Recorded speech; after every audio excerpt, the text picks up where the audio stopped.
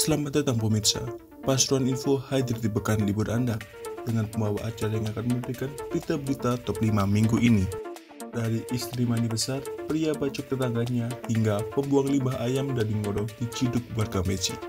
Inilah berita-berita yang akan kami sajikan.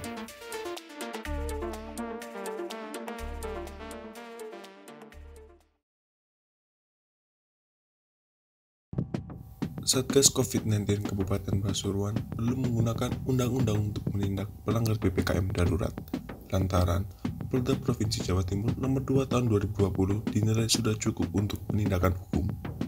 Dalam kesempatan yang sama, Kapolres Pasuruan AKBP Erik Fenris menyatakan pihaknya belum menggunakan UU Nomor 6 Tahun 2018 tentang kekarantinaan kesehatan, UU Nomor 4 Tahun 1984 tentang wabah penyakit menular, dan UU KUHP untuk menindak pelanggar PPKM darurat.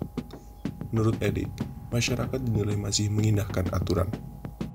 Meski demikian, apabila di kemudian hari selama penerapan PPKM darurat para pelanggar melakukan perlawanan terhadap petugas, maka pihaknya tak segan menegakkan aturan menggunakan undang-undang.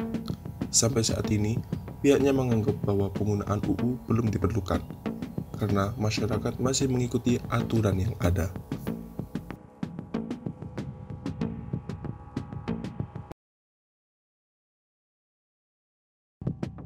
Wali Kota Pasuruan, Saifullah Yusuf atau Gusipul, membebaskan retribusi bagi seluruh pedagang pasar tradisional untuk membantu pedagang menghadapi PPKM darurat.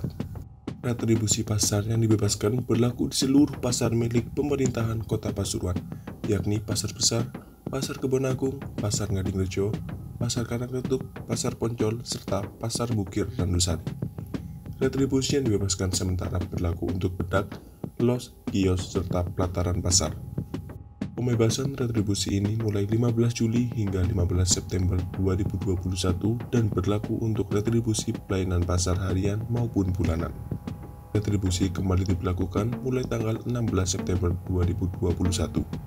Kepala Dinas Perindustrian dan Perdagangan Kota Pasuruan, Yanuar Afriansyah mengatakan, pihaknya telah menindaklanjuti keputusan Wali Kota. Di masa PPKM darurat, Pemkot Pasuruan menerapkan protokol kesehatan ketat di seluruh pasar tradisional. Penerapan prokes dilakukan dengan membatasi pintu masuk pasar untuk memudahkan pengawasan. Petugas pasar juga selalu siaga mengantisipasi kerumunan dan memastikan pengunjung dan pedagang patuh prokes. Penyemprotan disinfektan juga terus diberlakukan.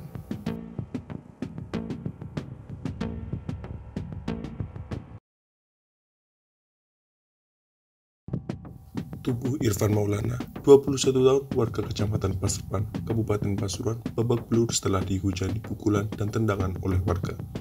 Ia diajar karena aksinya mencuri sepeda motor terpergok warga. Kasubag Humas Polres Pasuruan Kota, AKP Endi Purwanto membeberkan, peristiwa tersebut terjadi pada hari Minggu 12 Juli sore pukul 4 sore di Desa Mayeman, Kecamatan Gondang Wetan. Korban yang bernama Abdul Qadir sore itu memarkir sepeda motornya di depan rumahnya. Ia sore sendiri itu berada di rumah belakang. Tak lama setelah itu, korban pun curiga melihat orang yang sedang mondar-mandir. Seketika, korban menengok sepeda motornya. Benar saja, sepeda motor Honda Vario miliknya sudah dibawa lari oleh pelaku. Mengetahui peristiwa tersebut, korban langsung mengejar pelaku hingga akhirnya menarik kaos pelaku dari sepeda motor dan membuat pelaku jatuh. Korban pun langsung menangkapnya. Tak hanya itu, pelaku juga diteriaki maling-maling hingga akhirnya mengundang warga lain datang. Selanjutnya, pelaku menjadi bulan-bulanan warga. Tertangkapnya pelaku oleh warga ini terekam dalam video amatir yang tersebar melalui WhatsApp. Dalam video tersebut, tampak pelaku sudah diikat. Tak lama kemudian, polisi datang dan mengamankan pelaku dengan membawanya ke Polsek Kebon Candi. Saat diinterogasi di Polsek, pelaku mengaku melakukan aksinya dengan seorang temannya. Temannya sendiri yang berinisial S itu berhasil kabur saat kejadian.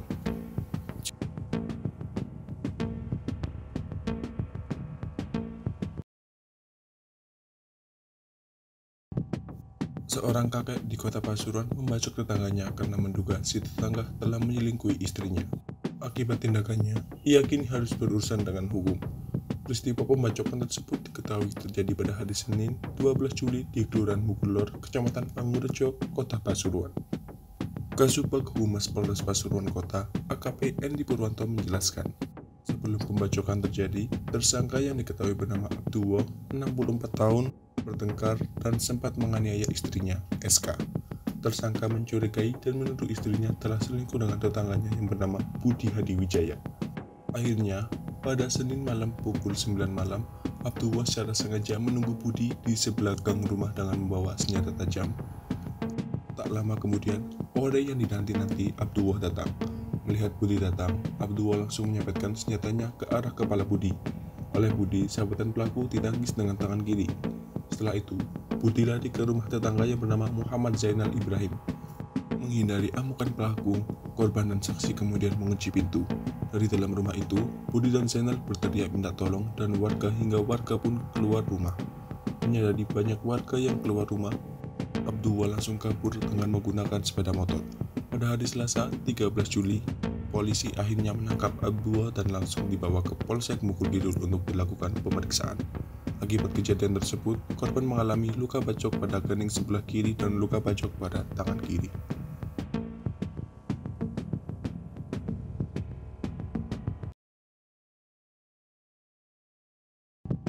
Warga desa Kecamatan Meci pergoki terduga pelaku yang membuang limbah pabrik pengolahan ayam di sungai desa setempat.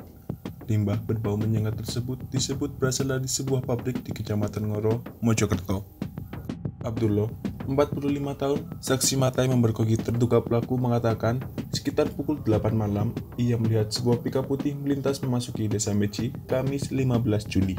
Mobil pickup yang membawa tandon berukuran 1000 liter dan 2 bak tersebut berhenti di jembatan sungai perbatasan desa Meci dan desa Gajah Bendo. Limbah yang dibuang ke sungai tersebut berupa limbah olahan ayam yang berbau menyengat, berupa kotoran ayam, jeroan, dan sampah ayam lainnya. Menurut penuturan terduga pelaku kepada Dula, limbah tersebut berasal dari sebuah tempat pengolahan ayam di Kecamatan Ngoro, Mojokerto. Dugaan awal Abdullah lama mengamati adalah pickup tersebut mengambil air untuk kepentingan tertentu. Sampai akhirnya, ia memergoki bahwa mobil tersebut digunakan oleh pelaku mengangkut limbah dan membuangnya ke sungai. Kanit Reskrim Polsek Meci, Ibda Sumut mengatakan, pihaknya sudah mengamankan pelaku di Mapolsek Meci. Pihaknya juga masih melakukan penyelidikan lebih lanjut terkait kandungan limbah yang dibuang di sungai.